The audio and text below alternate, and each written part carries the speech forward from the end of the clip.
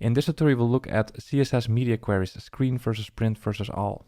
So that's what this means, this media query. So when the width is at most 1215 pixels, we apply these styles, right? And these just override the previous ones, right? So the previous ones are still applied unless, well, we override it here.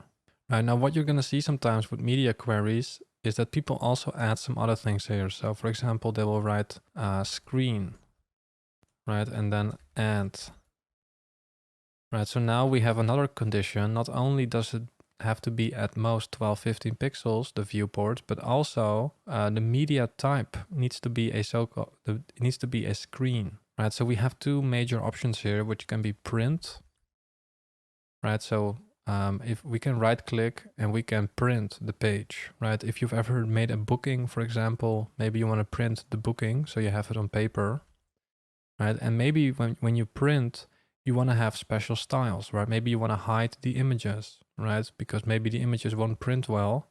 So then you can select the images here. You can use opacity 0 or, you know, display none. Here, you know, so this is mostly interesting to like booking websites.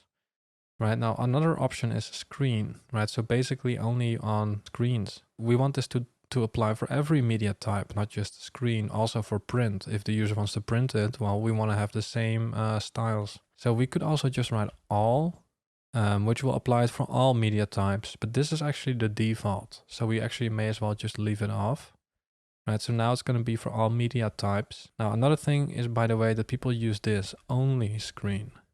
So now they have the media type screen, but they also have the word only. And this has to do with very old browsers that don't know how to work with media queries, right? So that's mostly to prevent bugs in very old browsers.